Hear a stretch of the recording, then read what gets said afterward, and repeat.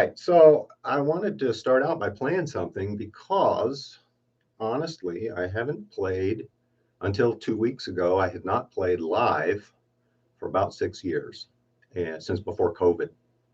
And playing live, I mean, I do videos and stuff, but that's different. Playing live is a different animal, and it requires, a much higher degree of knowing what you're doing and having muscle memory developed so that you know what comes next. Because when you're playing, and I'm sure you guys know this as your players too, when you play, your mind, it's just the nature of the mind. The mind will go and dart around. Sometimes you can't focus all the time on what you're doing. And when your mind, doesn't go where you want it to, your body has to carry through without screwing up, kind of knowing what the next part's going to be.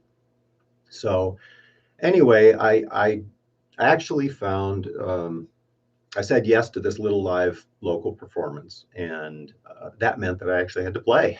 So I started to practice for the first time in 6 years, and played for a month, and I'd say I'm like 80% back. It's enough to play and to enjoy it at least. And so I played this little thing, and I thought, okay, well, the curse of being the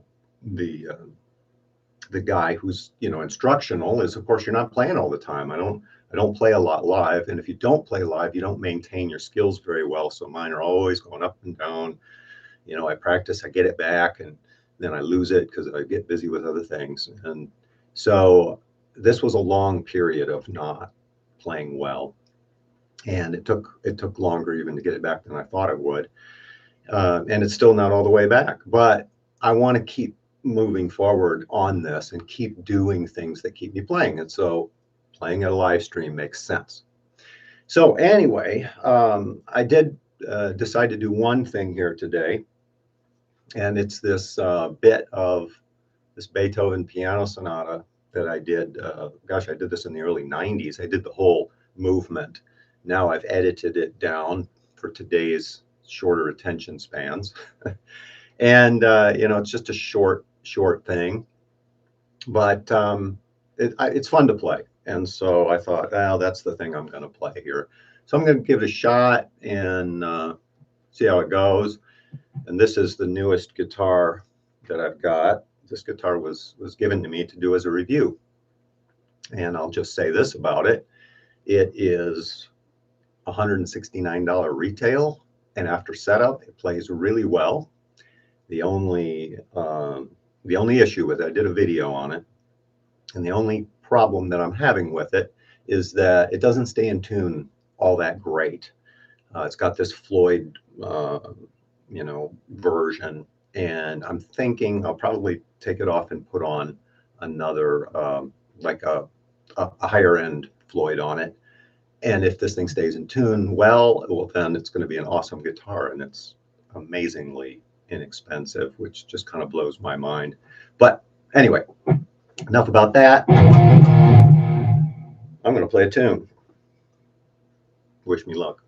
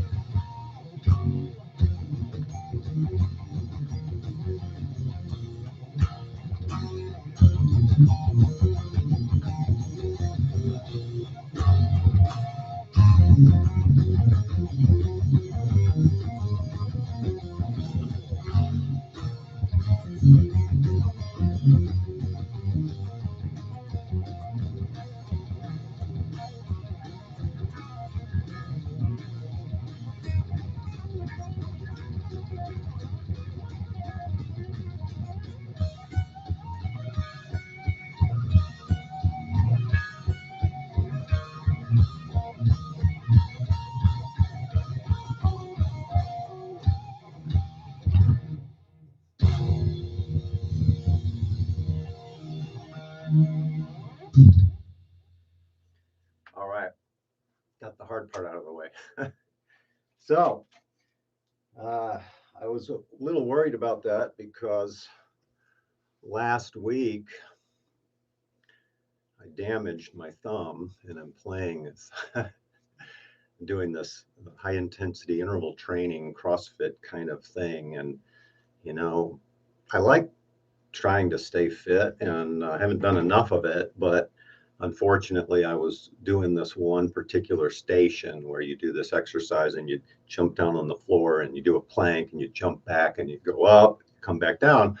And when I hit the mat, I heard a loud pop and my thumb collapsed, and it's swollen, and I think a ligament or a tendon or something, I damaged it.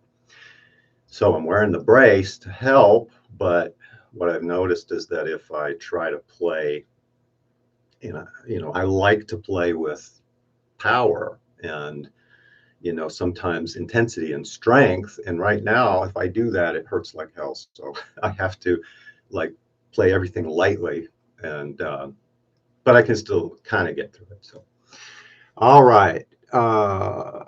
Sound is far. Yeah. Yeah, I don't know. I've got a mic in the room, and I've just got the set it up live, and the mic's not that great. So I'm gonna have to figure out a better solution to do more of this in the future. But this is a test, I just wanted to play something, and anyway. So that's like I said, that's this piece that I like playing, Beethoven. To me, he's my favorite composer. He is like the original heavy metal guy, and the only thing that he didn't have was an electric guitar, but his music is intense, dark. I mean, he has a wide range, of course. He can do anything, did anything. But when he gets dark and intense, it's like right there, and I connect with him. So I love that kind of stuff. And of course, it's a great challenge, technically challenging. And that, as guitar players, if you want to get better, that's what you need. You need some kind of challenge. And so I wrote down a few notes here, what I wanted to talk about. Oh, speaking of that challenge, in an hour and 50 minutes, I'm going to be doing my first live masterclass, and that's going to be on Zoom. It's through, let's see here, I'm going to put a link in there in just a minute. But the masterclass is called The Art of Picking.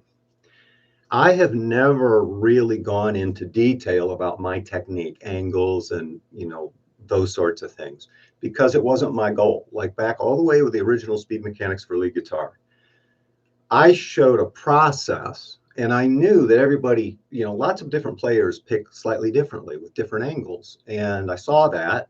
So I didn't go in there and say, do it like this, or, here's how I do it. This is the right way to do it. I said, hey, these are the principles that you can develop your technique with. And this is what you want to be able to accomplish. And here's a process to show you how to do it. Now, I didn't explain the process in the first Speed Mechanics for lead guitar book.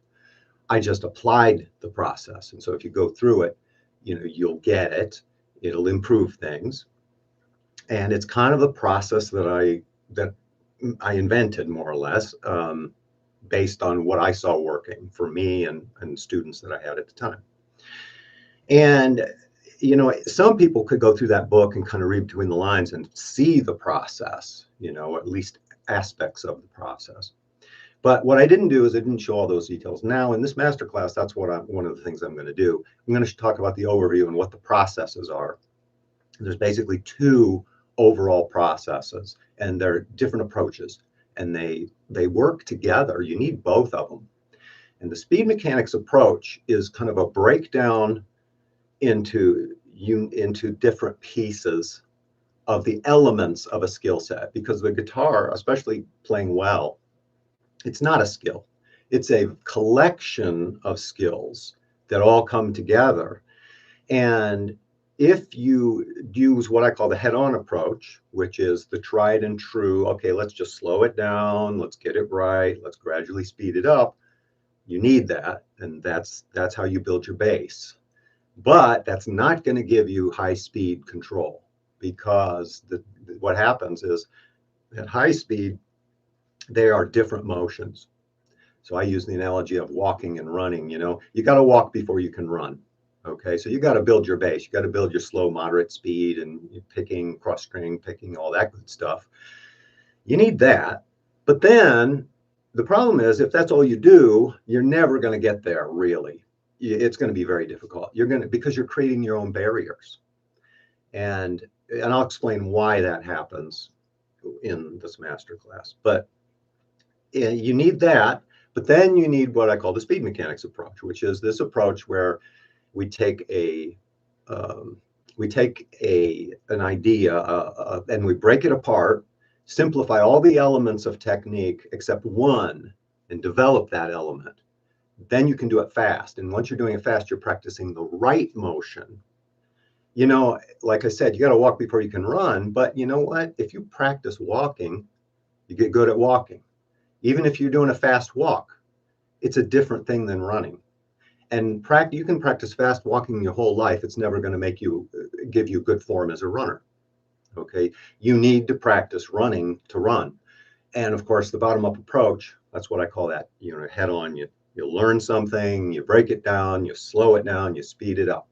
As that tempo goes from the low end, the bottom, up, you run into these brick walls because you're walking and you're trying to run using a walking technique.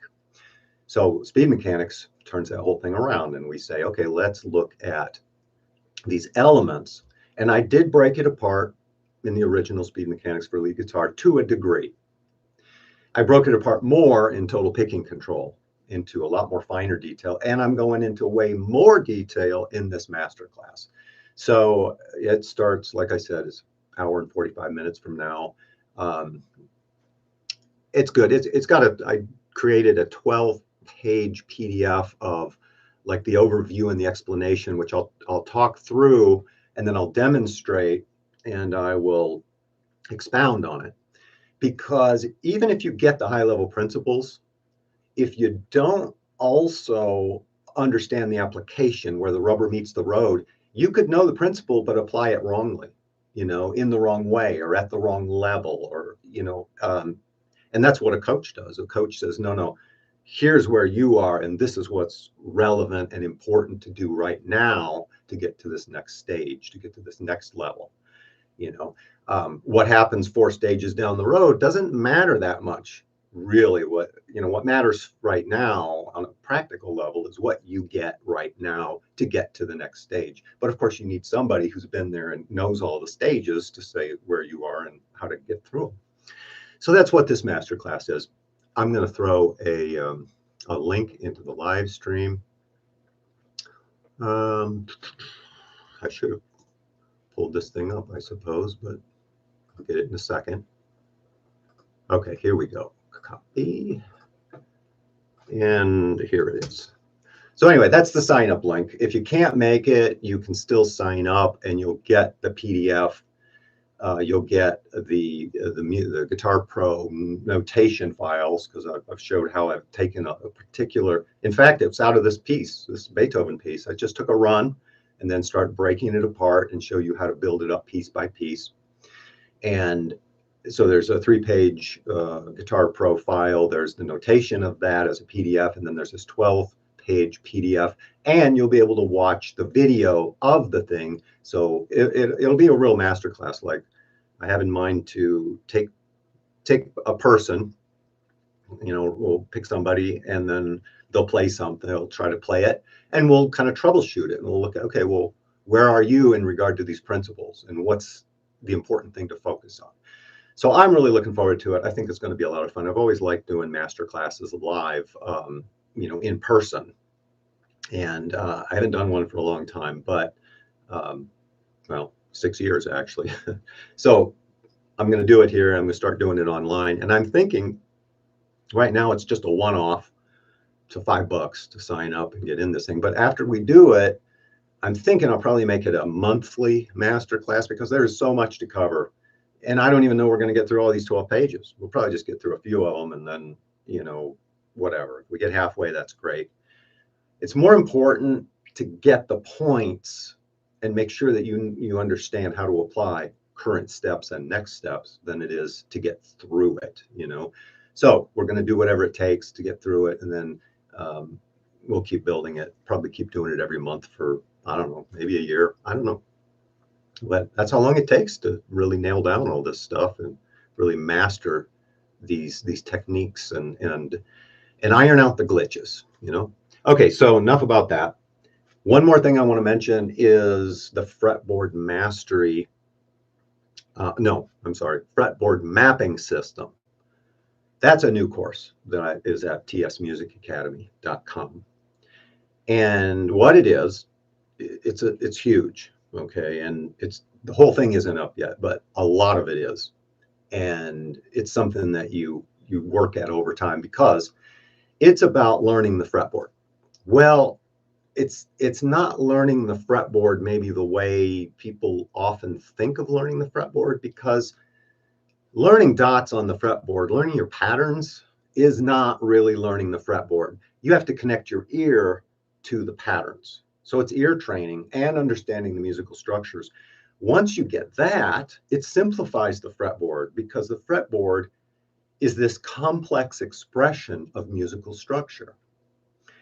And the reason for that is because of the tuning, and it's a chromatic instrument. And, you know, you don't just have, you know, one scale with one pattern. You have one scale with dozens of patterns. It's like, well, how do I do all that? And then how do I see all these other patterns? Well, here's the problem. I'll just say it in a nutshell. The problem is that people approach the fretboard from the dot pattern perspective. And that works. Here's the problem with that, is it actually works mechanically. You put your finger in the right place and you play the note. Great.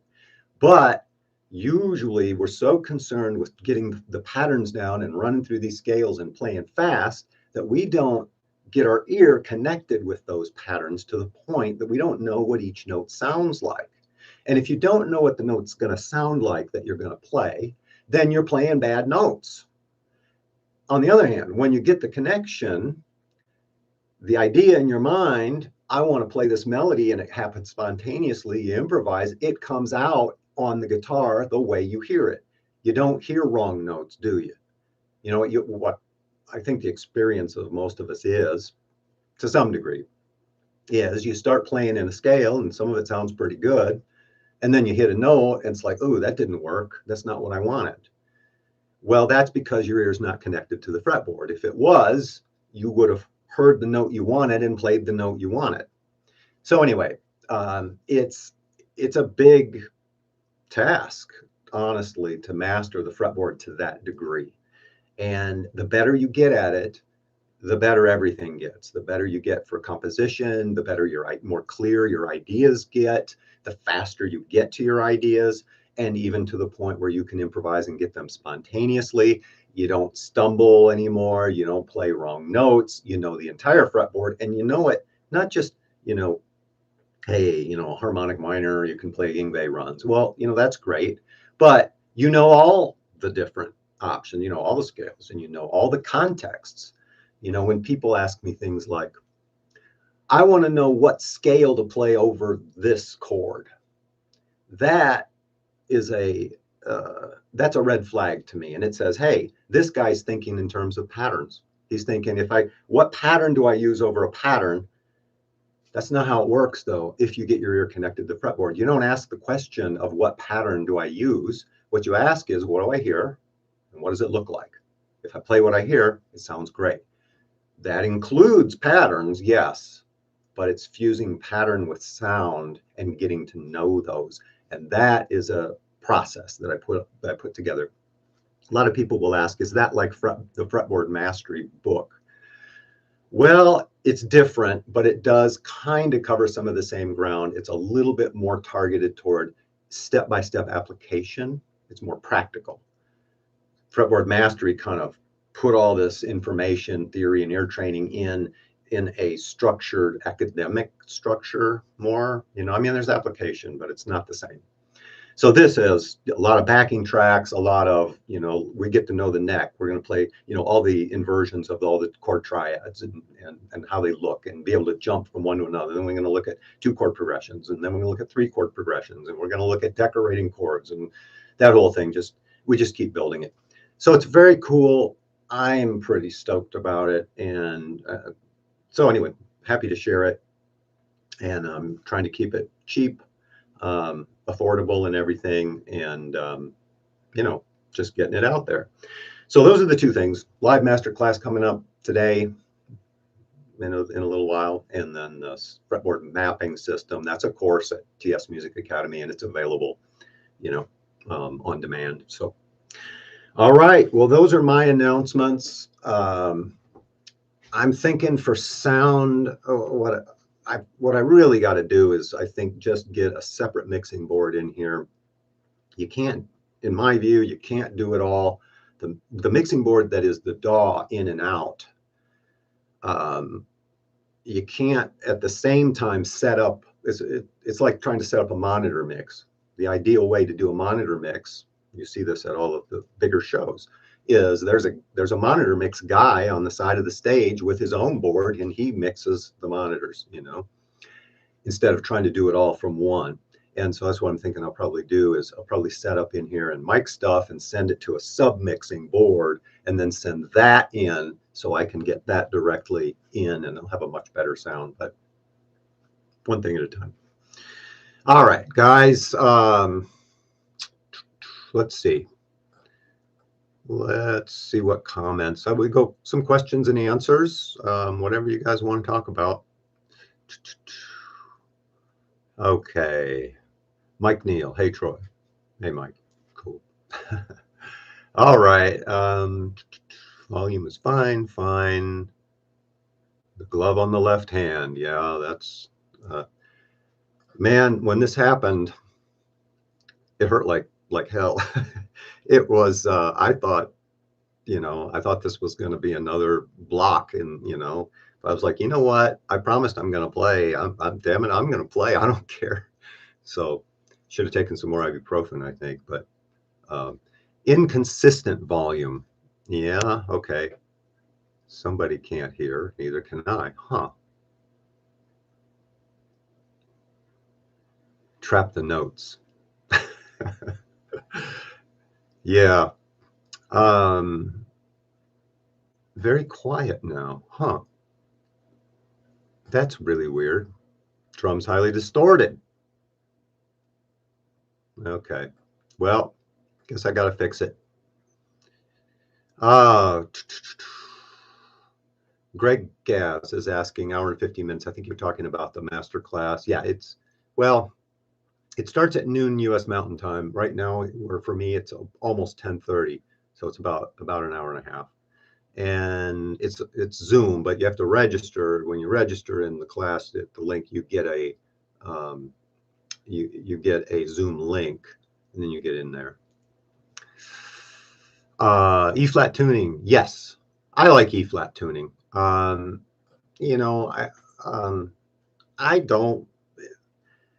don't like to have to wrestle with the strings. I mean, sure, you can play on 10s and standard tuning if you really want to rip the hell out of your fingers. And, I mean, I've done it, but, I guess it depends. The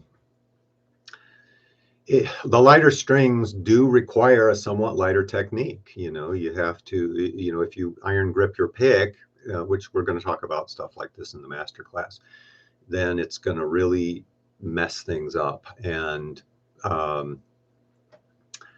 yeah, let's see here. Let's keep going. How many hours do you think is the best for practicing? I think that depends on you. But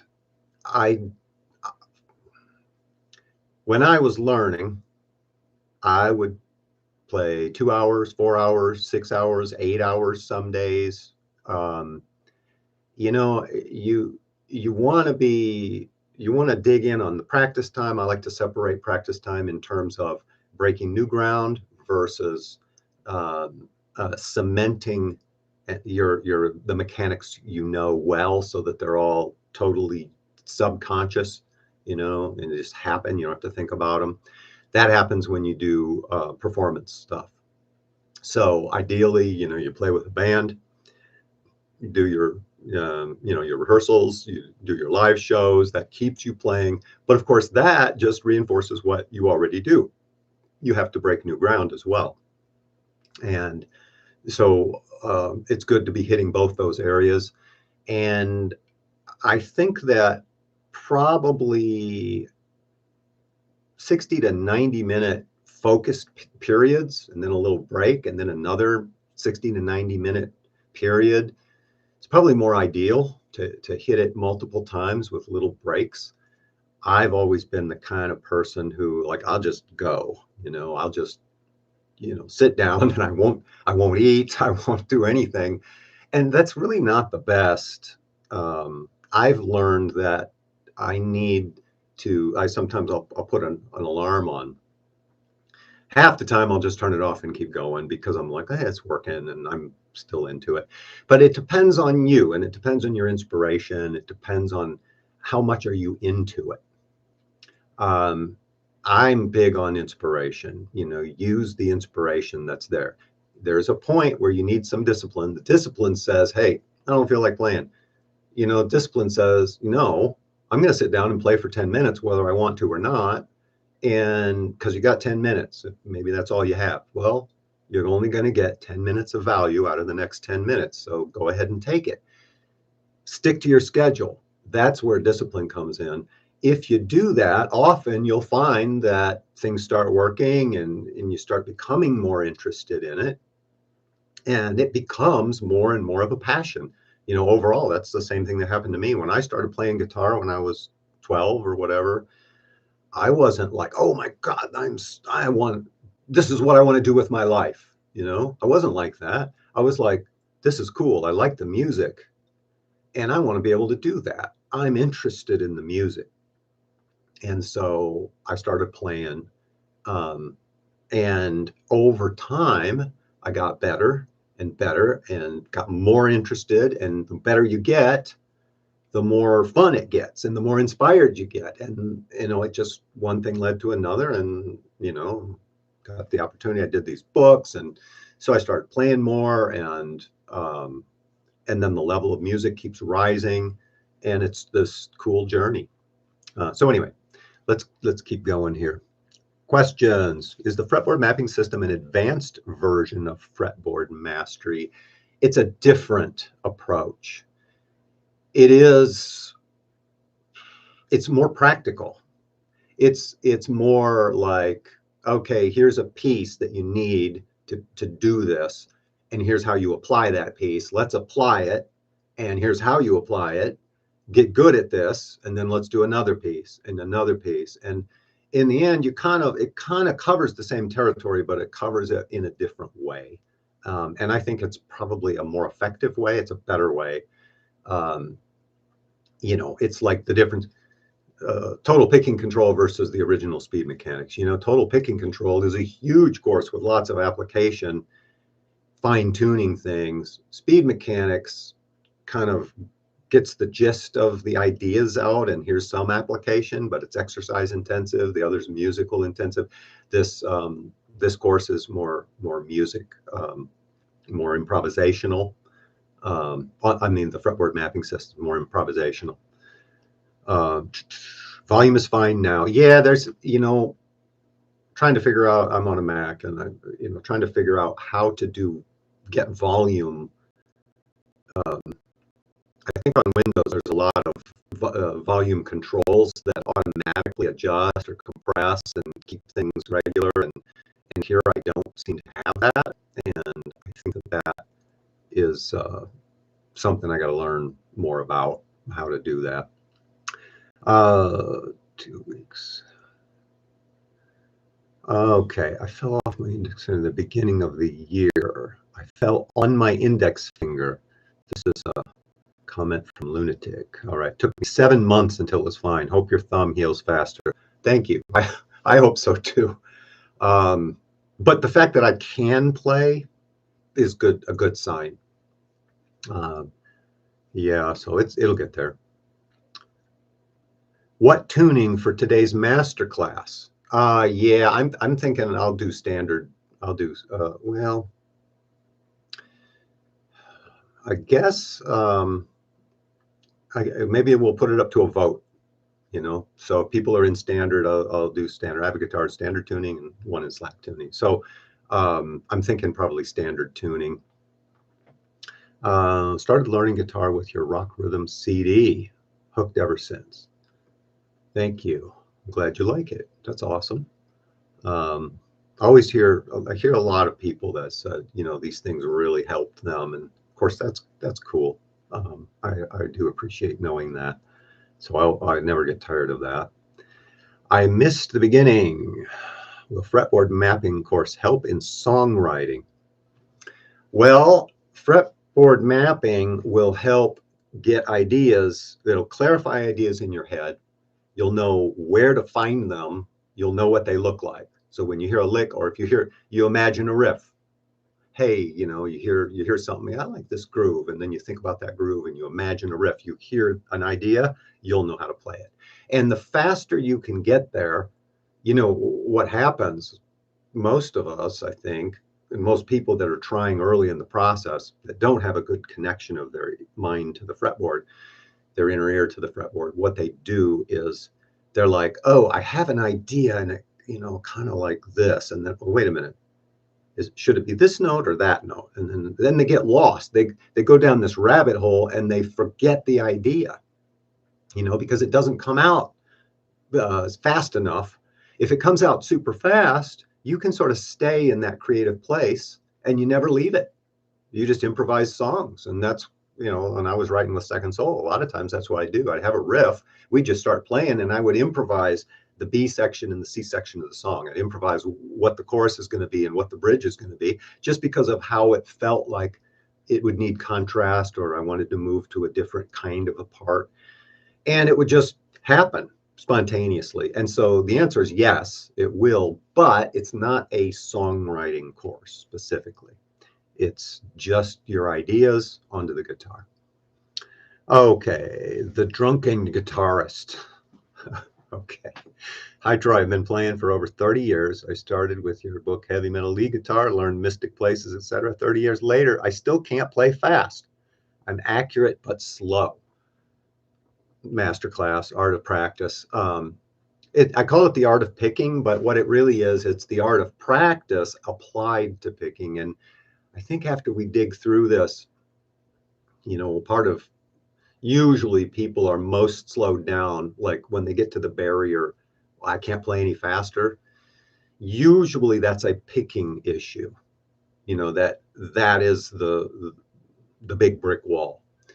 And after we apply this in the the master class, and you start to break through that barrier, well, then as you get to these higher speeds, you also have to break it left hand, right hand. And so that's where it's going to ultimately go. So it's called the art of picking technique, and that's where we're starting, but it's really the art of practice, and it'll eventually cover it all. So that's what I'd say. Hi, Troy. Do you warm up before you play, or you just start playing slow, the real song, and get serious slowly?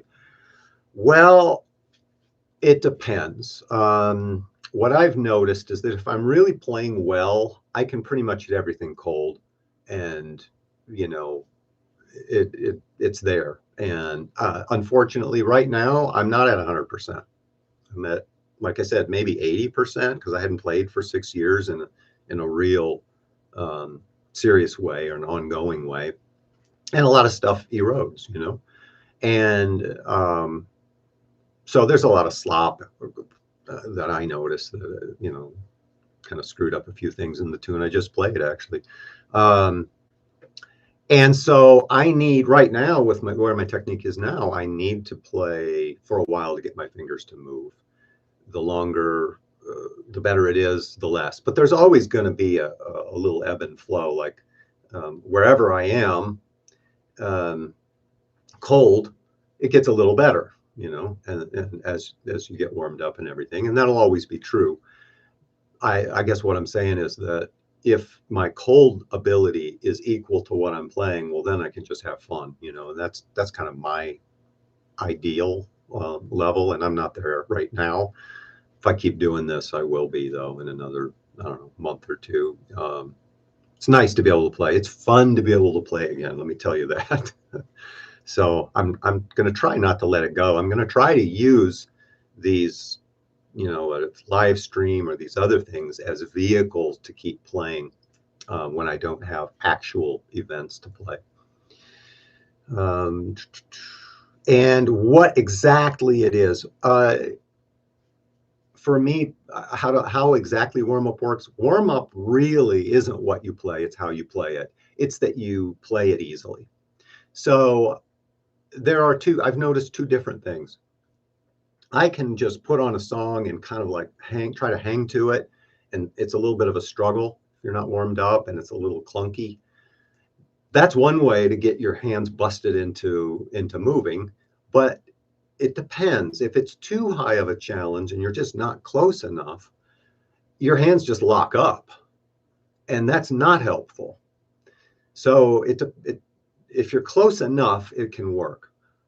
But if you're not, what you really need to do is just play soft and quietly and easily, get your hand reacquainted, move slowly, you know, maybe even put on a click and play the thing at 3/4 speed or something for a while, you know, especially if it's really difficult. So that's probably what I should have done with this piece, but you know, whatever.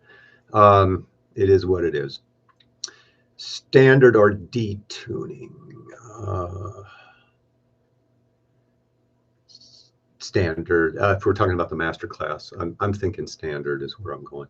On a Mac, you control the volume and such from the MIDI app. It's the Apple version of Windows volume control. There is a slider, but it doesn't have an automated function that says, hey, if I'm talking and it's quiet, raise it. If I'm playing music and it's louder, quiet it down. I guess I could grab, you know, it's just another thing to have to do, grab this slider and move it around.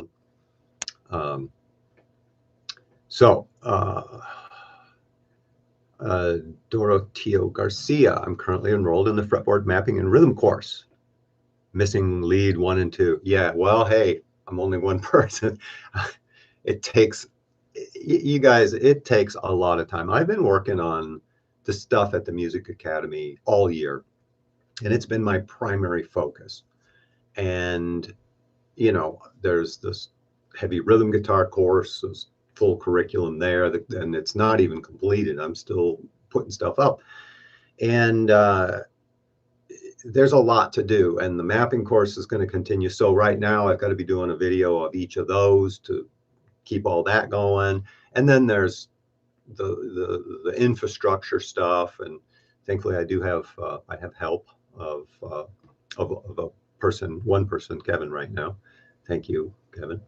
And you know, and we're getting there, and it is on the, it's coming, you know, it's coming. In the fretboard mapping systems, there's a bullet point about all musical structure shapes plus how they integrate with one another. What is a musical structure? A musical structure is an interval, a dyad, a triad, a seventh chord. So what's the musical structure of a major triad? Well, it's from a note, a root note, it's up 4 half steps to the major third, and then it's up 3 more half steps to the fifth. So those are up to the third. That's a structure, a musical structure of an interval called a third.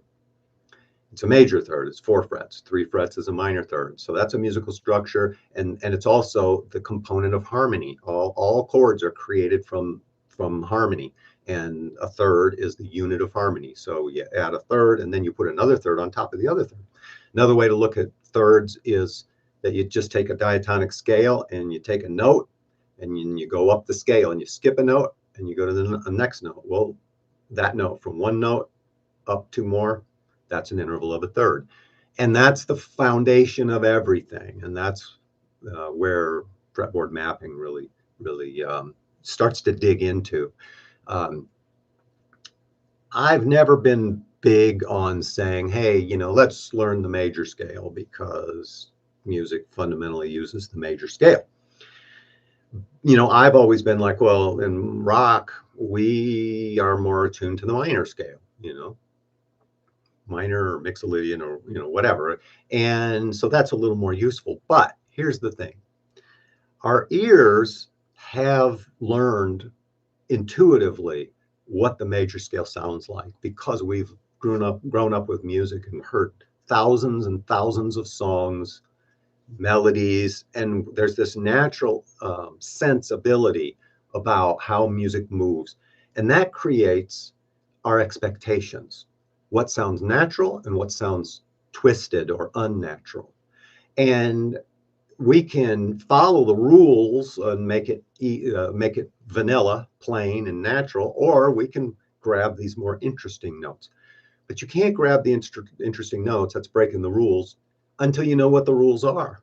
So we do start with the major scale, and then we show the parallel and the relative minor, and then you have a broader understanding, because with this understanding you'll be able to understand everything you hear, all musical styles, and that's a much bigger, I know it's a bigger goal, but why not? That's where I went, and I wanted to understand how everything worked. And so basically I'm showing you how to get there. Let's jump to a couple more. Oh, we still got 15 minutes. Good. Let's see, what's next? Need cookies. I like cookies. Got one waiting for me here. I just bought it yesterday. Love it. Thank you, Troy. I have 6 of your books and I'm learning the rhythm too. Cool. Keep progressing. You've got to be into what you're doing. And then, a lot of people think, okay, I want to play these songs, but, and this is part of this whole speed mechanics approach that goes all the way back to the master class. You're not learning songs. The head-on approach to learning, that's just the traditional approach, is you take a musical passage and it's a sequence of notes, and you learn the sequence of notes, and then you try to play it. Maybe it's a run, it's a lick, it's a riff. And the problem, of course, is that early on, maybe it's too high for your skill set. You don't have the skills to do it well. So it's a challenge and you screw it up.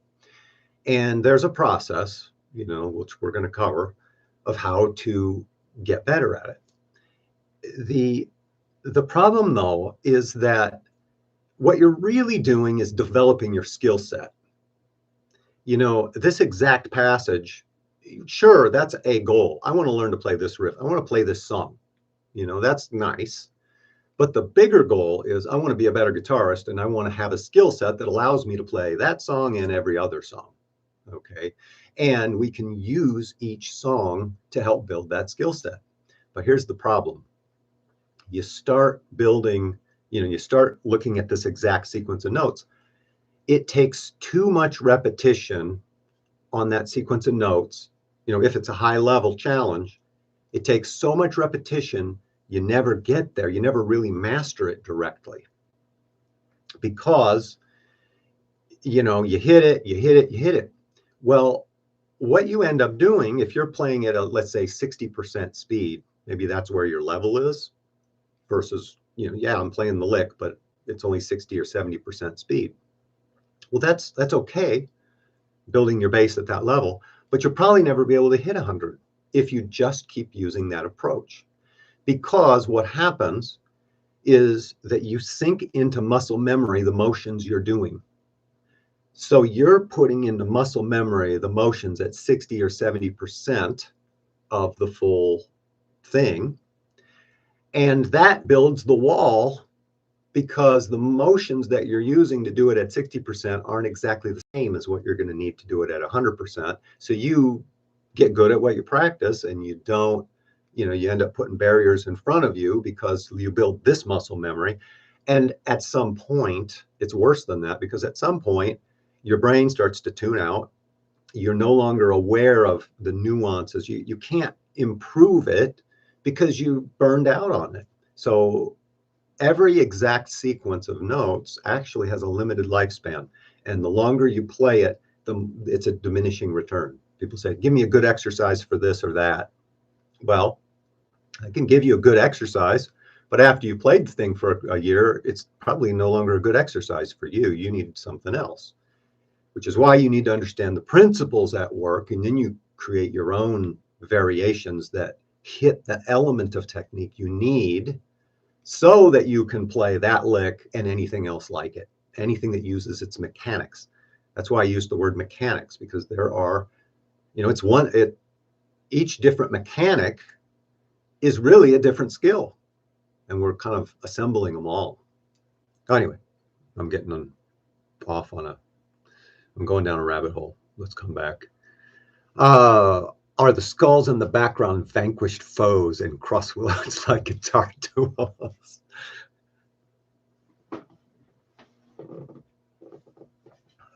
Yes, may he rest in peace.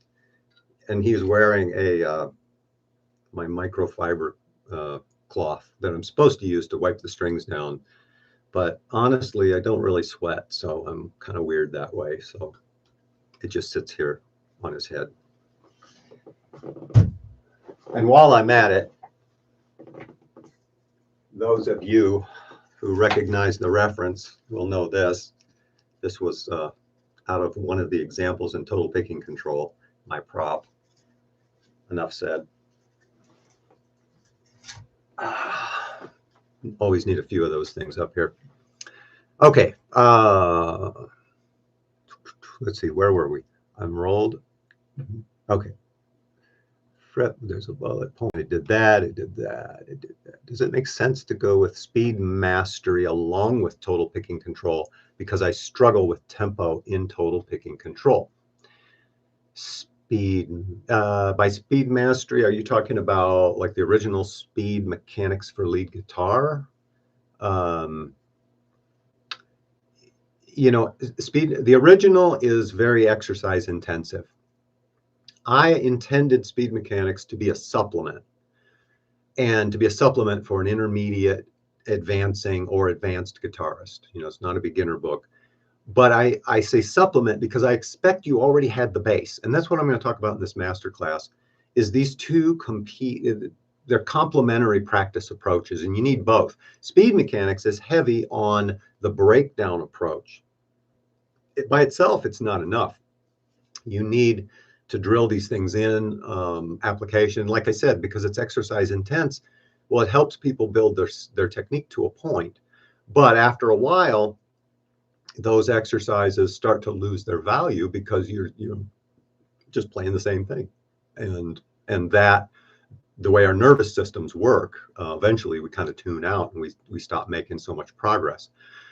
So yes, they are helpful. There are things in the original Speed Mechanics for Lead Guitar book that we can jump to. Like if I'm working with somebody in Total Picking Control, I can say, hey, you remember this? You know, here's the connection to what we're doing here, and then work on that exercise. And then the key, understand the point behind it and make up 5 more versions of your own, or even improvised variations on this exercise. That's where you find the real value at nailing this stuff down. Can we expect in heavy lead guitar, whenever it is out, to have similar structure as yes, popular songs? Yeah, that's exactly. I mean, I've already picked lots of them. Started with lots of spreadsheets of songs and trying to figure out which songs can go where. It's tough because, as you can probably imagine, songs are not written to be at a graded level, unless they're the songs I wrote for that purpose, but generally speaking, that we have to, same thing with solos. It's kind of hard to find solos that constrain themselves to this level, this level, this level. But I have picked a lot, and it will be a similar structure. I might not have 10 per level because maybe I don't have enough at lower levels, but we'll definitely have some application like that. Explain the method in speed mechanics to build speed for the right hand. Well, yes, we're going in detail in the live masterclass starting in an hour. That's my best answer. Because this is a really big subject. So the only thing I can do here is give you a very broad overview, but basically it's this. Some of you might have heard this before. I was going to save this for talking in the masterclass. I'll probably hit it there again, but here it is. The head-on approach, is this sequence of notes. Slow it down, make it fluent, speed it up gradually. Okay, stick with that exact sequence of notes. Speed mechanics approach says, I don't care about the notes. I care about the motions.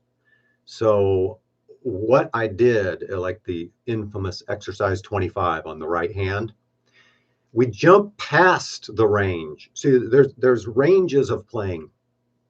If you do, let's say 16th notes, 60 to 80 beats per minute, I call that slow. And then 80 to 100, let's say that's moderately slow. 100 to 120 is moderate. 120 to 140, we can call that fast. Well, let's call it moderately fast. Then 140 to 160 is fast. 160 plus, I call that the shred zone. So you need a different technique. It's walking and running. At some point, you have to start jogging, and then you have to run. And these are different motions. So what speed mechanics does is say, let's take all these motions and break them down. Instead of let's coalesce all of them. That's the normal head-on approach. Let's take all the motions and pull them all together and then do it right, build our base and build up. This approach says, well, that doesn't work because we hit these brick walls to build speed. So what we have to do is we have to go fast. So we're doing the right motion, but we can't do it. So we have to take the example and break it apart into its components. And that's what the speed mechanics approach is. And that's what the right hand is doing in speed mechanics. Step one, you got to get the right motion. And where can you do the right motion when you can't play that fast? Well, you can only make the motion if you do tremolo picking, if you play fast on one string. Obviously, before you can play across string transitions and alternate picking and all that stuff, you have to be able to do it on one string. If you can't do it on one string, you're not going to do it on two strings because that's even harder, right? So you need to get your base built there of fast picking motion, not just fast motion, but fast rhythmically controlled motion. And that's what speed mechanics does in exercise 25. I say, hey, you jump up to a fast speed and let's time it. And let's time the left hand with pulse and the right hand, because that's training your right hand where pulse is. Da da da da da da da da da da. You're doing these sets of 4. Down, up, down, up, down, up, down, up, down. So that you kind of lean into it and you get pulse and you can express that accent through the pick. Well, now you have rhythmic control of your pick and you can do it on one string. If you can get that to sound good, you get the right pick travel. It can't be too big or you can't play fast. It can't be too small or you don't clear the string and it sounds terrible. It's got to be just the right amount, and you got to turn that into a muscle memory so you don't have to think about it. And when that's muscle memory, then we can start to introduce more synchronization with the left hand, still staying on string. Once you get that, then you can start to say, hey, let's look at the string transitions. And there are 4. There's leading to the next string with the downstroke. There's leading to the next string. Well, let me say it like this. There's only 4. That's the good news. The bad news is that as these are applied differently in different patterns, there's actually more than 4 ultimately. But basically, there's 4. So if I'm here on string 3, okay, and I want to go string 3, 2. So I'm on 3 and then 2. As I make that leap, I lead with a downstroke. Or I could go from string 3 to 4. If I do 3 and then I can jump to 4, leading with the downstroke again. So those are 2 of the 4 moves. And then the other 2 are leading with an upstroke in each direction. And then it feels different to roll on to the next string and continue. It feels different to go back and forth. That's where it gets a little bit more convoluted. But you have to start with those 4 motions. And to do those 4 motions right, you kind of need to pay attention to pick slanting, which is something I've never really talked about much. And I'm going to cover it here. The reason I haven't talked about it much is because pick slanting is, my view of it is, it's important to understand its implications. And that's what Troy Grady did a really valuable job of creating this insight and labeling and naming the physicality of it. That's really useful to know. Where we diverge a bit is what does it mean and how do you apply it? Because my view of the pick slant is, if you have the wrong slant, it's going to make motions very, very difficult. But here's the other problem. If you say, okay, the answer is pick slanting, and you lean into it and you say, okay, slant the pick, let's do this. Oh, it makes this mechanic easier. Here's the problem. It makes the opposing mechanics harder. The more you slant, the more it lopsides you toward, this is easy, but it makes this one harder. And if you do it in an extreme way, it makes the opposite motion impossible. So now we come back to an issue of what your goal is. And my goal was never, okay, I want to master one motion so that I can apply that motion repeatedly and I can build monstrous licks out of it that are very impressive. And it's pretty easy to do that. Okay, I'm not saying there's anything wrong with that, but that wasn't my goal. See, my goal was, I wanted to play the music in my head without any interference, so I could play any mechanics. So obviously, my interpretation of what you do with that information is very different. My goal is, hey, we minimize pick slanting. I play with almost no slant. And that's a process, though, of refinement, because the less you have, the more difficult, the more regular your pick motion has to be in order to get there. But it gives me the ability to, with very, very slight shifts, to play seamlessly through any mechanic. Anyway, I'll be talking about all that stuff. Okay, 11 o'clock. Well, I'd like to be wrapping up here, but I'm going to hit just a couple more. Let's see here. Do you have a rough timeline from the rest of Fretboard Mastery will drop? I'm interested in the chord changes part of it. Yes, I am. So here's what happened. I was making fantastic progress on it. And then this live event came up and I said, okay, I want to play. I want to play again.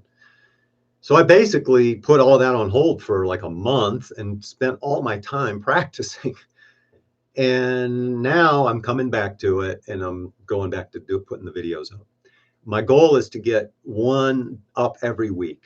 I don't want to shortchange each part in the pattern, but like the one that's on the table right now that I'll get up this coming week, it's the 5th one in step 4. It's going to use a 3-chord progression, and we're gonna keep developing that. Everything, the rest of them through step 4 are going to happen pretty quick because they're already partially done. Step 5 is going to come back and then lay the chords together with pentatonics, and we're going to start integrating more licks with, we did a little of that, but we're going to do a lot more, and look at the major minor clash and those sorts of things. So it's not going to like drop like, here's 50 videos. It's going to be, I'm going to be rolling them out every week. It's going to turn into a regular thing. Can you talk more about total picking control and the techniques it touches on? Do you talk about pick slanting in the book? Not much. I'm going to talk about that in detail in this live masterclass series that's coming up here in an hour. So go there for that. Total picking control breaks everything apart like the original speed mechanics, but it goes into much finer details. I do show, there's video, so I'm showing what I'm doing, and I am showing quite a bit of the picking angles. But of course, that's different. I don't have just one technique. Okay, it depends on what I'm playing. I use all different kinds of pick slants. And you can, what you really need to do is just understand the lay of the land and what the principles are, and notice how it's impacting your playing. And so I guess yes and no is the direct answer. Well, I can tell you, what does it touch on? It is application. So it's a lot of music, and that's going to drill the techniques into muscle memory for you, as opposed to just a bunch of exercises, which again have a limited lifespan. Music takes you much, much further. So there's 60 songs in the thing, you know, and solos and whatnot, and they are written as studies, so they focus on the point that I was trying to make. So if I'm, you know, if you're in, well, I'll say this too, there's 6 sections. So there's 3 and 3. The first 3 are geared toward getting the base built. Because if you don't build the right bass, you can play fast, but it sounds like crap. Okay. And it's not useful. You don't master music that way. So I went and I did the bass stuff, and that's more than a bass. There's challenges in there. Okay. But they're not, you know, crazy fast stuff. Okay. I mean, it's fast, but it's up to that 140-ish kind of, you know, 16th. So maybe there's a bit that goes a little past that, but it's mostly bottom-up kind of approaches. There's variations. I talk about the top-out developmental practice, which I've kind of, it harkens back to stuff that was in the original speed mechanics, but it takes it a few steps further.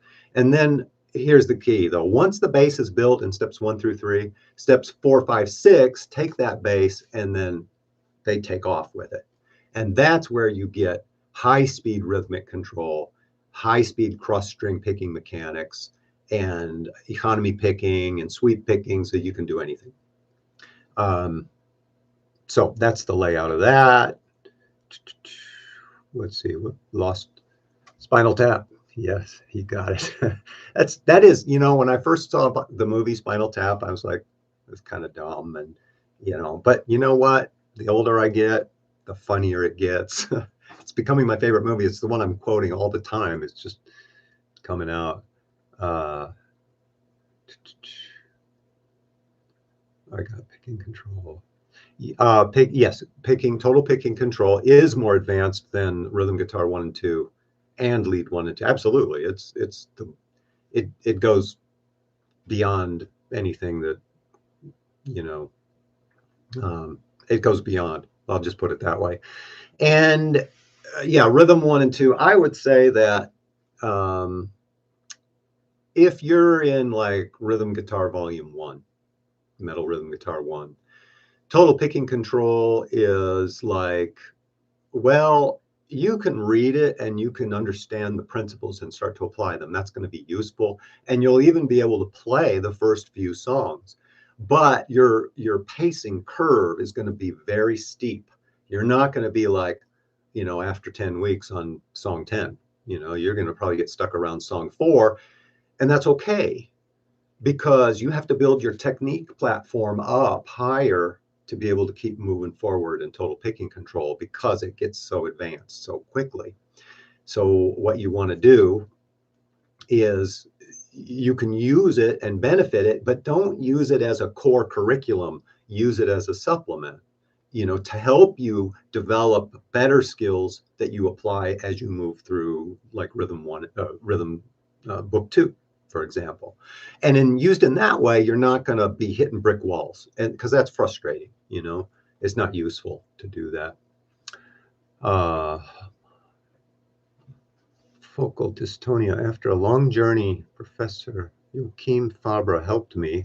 I solved a great part of the tech aspects.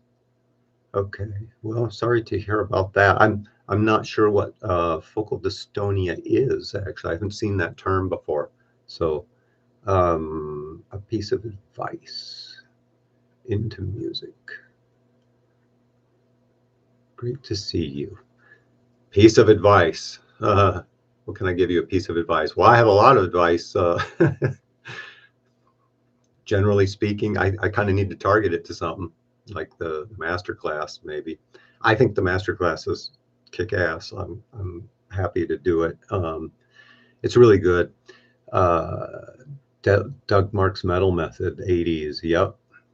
Yeah. Troy Grady's original discovery was to change between slants depending on what change you were making. He's moved on from that to other ways to overcome the disadvantaged string change. Cool. I don't know that much about it. Here's in a nutshell what happened, what I know. I didn't go into those details because when I finished Speed Mechanics for lead guitar, I could play it and I was kind of burned out on technique and I was done, you know. And in the 2000s, it was even worse because in the 2000s, I wasn't doing teaching really at all. I was in a band and I was pushing that and I was working with Tremonti and, you know, that's a whole nother thing. And that's where my focus was. And that's when I know Troy Grady at that point reached out to me. And I was like, well, that's nice, but I'm not into it. You know, I'm not great. And the other thing about it that kind of turned me off originally was it's okay to be excited about your discovery, you know, and it is. It's a significant, he has made a big contribution. Put that out there. And I appreciate that, especially now that I'm kind of coming back and returning to the instructional world. But it was kind of presented like this is the be all end all, you know, just do this and you'll succeed. And of course that hit me as not true at all because, you know, the application was to a different purpose. But I've heard other people say stuff like this. Basically, yes, I agree. To overcome the disadvantaged string change, yes. And that's where I've been the whole time. And that's why I wasn't too into it, because when he first came out with it, he had kind of taken it in a different direction. And so I'm happy to hear that. That's good stuff then. If that's true, then I'm guessing a lot of the stuff that I just put down in this Master Mechanics is probably going to dovetail very well with the kind of stuff that he's talking about now. Wouldn't surprise me a bit. A lot of gypsy jazz players hold picks with zero slant. Yeah. Yeah, so it's really, and I guess Troy Grady calls it the double escape. I would tweak it a little differently though, because when you're on one string picking fast, there's no escape. It's trapped on both sides. And it becomes a double escape because of actually the wrist twist. The wrist motion is what enables it to seamlessly escape around either way. If it's too big, see, I'm more about the process. You need to know something about these facts, yes, but where the rubber meets the road is let's take these facts and let's apply them. And the difference between success and failure, you can have all the facts and still fail. The difference between success and failure is how do you implement those facts, you know? And the difference between success and failure can be very subtle, you know, a very subtle difference. So those are the differences I'll be talking about. Greetings from Turkey, Istanbul. I've been your follower and fan for 30 years. I own all your books and recently got Total Picking Control. Awesome. I recognize that name, Dr. Tolga Demir. Hello to Turkey and everybody there. Masterpiece. Oh, you like Total Picking Control. Cool. Taking it slow, digesting everything carefully. The result can, I can't see more of that. I can only see for some reason. Oh, it's the next one. Having trouble, technical problems, clicking buttons because I'm old. Inspiration, progress, and the desire to practice every day after work. Cool.